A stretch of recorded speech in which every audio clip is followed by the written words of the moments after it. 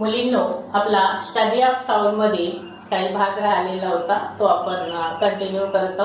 त्यातला एक टॉपिक आहे सोनार. व्हॉट इज सोनार? तर सोनार ही एक टेक्निक आहे.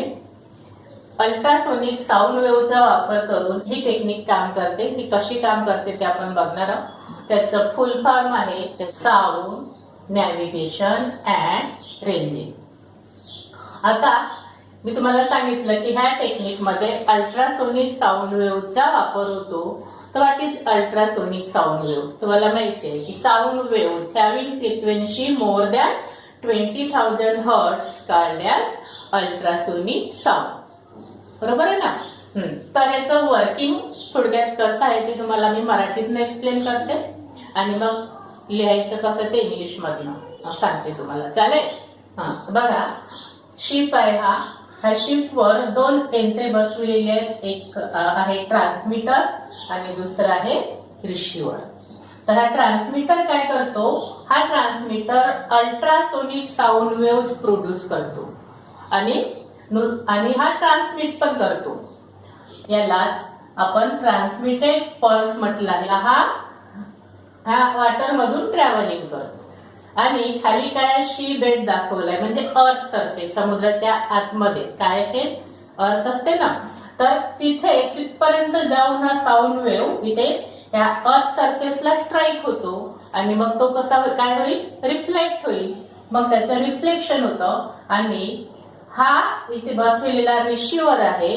हा रिफ्लेक्टेड पल्स आपण दाखवलाय इथे. हा रिफ्लेक्टेड पल्स याला आपण आपल्या नेहमीच्या लँग्वेज मध्ये म्हणतो incident ray and reflected ray. तेच आहे, फक्त आपण इथे वेगळे शब्द वापरले, ट्रान्समिटेड पल्स आणि रिफ्लेक्टेड पल्स. म्हणजे रिफ्लेक्टेड साऊंड वेव्ह हा रिसिव्हर रिफ्लेक्ट करतो आणि ह्या ट्रान्समीटरने ट्रान्समिट केल्यापासून साऊंड वेव्ह इथपर्यंत याला रिसिव्ह व्हायला किती वेळ लागला, तो वेळ पण हा रिसिव्हर नोट करतो.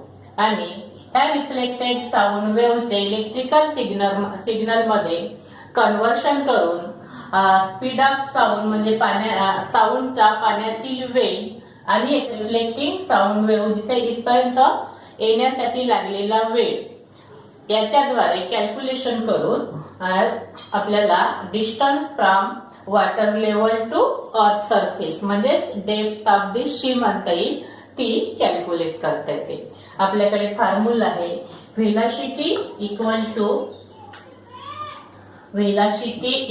To distance upon time. तर आपल्याला या ठिकाणी डिस्टन्स काढायचं आहे, म्हणून डिस्टन्स बरोबर काय होईल, velocity into time.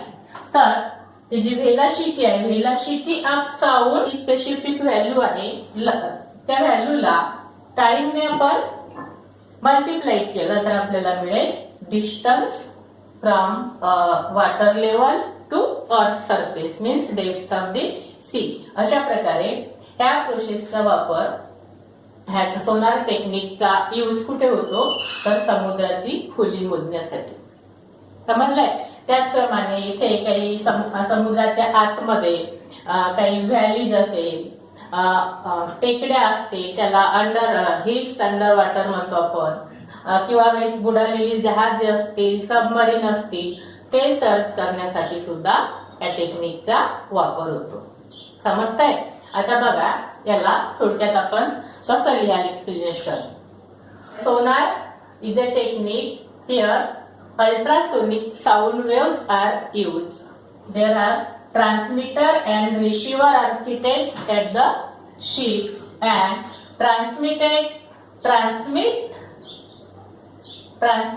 ultrasonic sound waves, that is called transmitted pulse, and this transmitted pulse travels through the water and strike on the surface of earth or strike at sea bed. त्याला आपण अर्थ सरफेसला, वॉटरच्या खालचा जो earth surface आहे त्याला शी bed म्हटलंय. In this way, the transmitted pulse traveling through the water and strike at sea bed and reflection of that sound waves takes place and reflected pulse received by the receiver and time period between the transmitted sound wave and reflected sound wave is noted, and this reflected sound wave convert into electrical signal, and from velocity of sound into water and time period, distance of the earth surface from water level can be calculated. आलं लक्षात? अशा प्रकारे ही सोनार technique काम करते. आता इथे या टेक्निकचा वापर करून बुडालेली जहाजे किंवा अंडर वॉटर हिल्स असतात, त्या वॉटरच्या इथे अशा काही हिल्स असतात किंवा व्हॅलीज असतात. म्हणजे अशी जी व्हॅली असेल तर जी डेप्थ आहे ती पुन्हा अशी खोल होईल. तिथे ही डेप्थ वाढेल है ना. तर मग हे कसं काय शोधून काढता येतं? तर आपल्याला माहित आहे हा जो इन्सिडेंट रे आहे हा इथून हे डिस्टन्स जितकं जास्त ट्रॅव्हल करेल तिथून रिफ्लेक्ट व्हायला इकडे जास्त वेळ लागेल.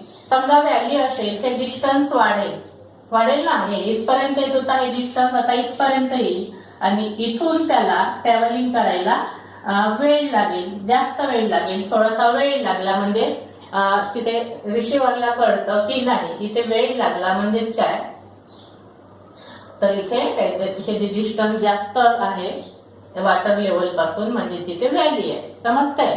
समजा इथे हिल असेल तर मग ट्रान्समिटेड पल्स आहे ह्या इथपर्यंतच येईल आणि इथून रिसिव्ह होईल तर याला कमी वेळ लागेल म्हणजे जिथे उंचवट आहे हिल आहे. अशाच प्रकारे बुडालेली जहाजे, सबमरीन्स वगैरे सर्च करण्यासाठी या टेक्निकचा वापर होतोय. समजलं आहे? ओके.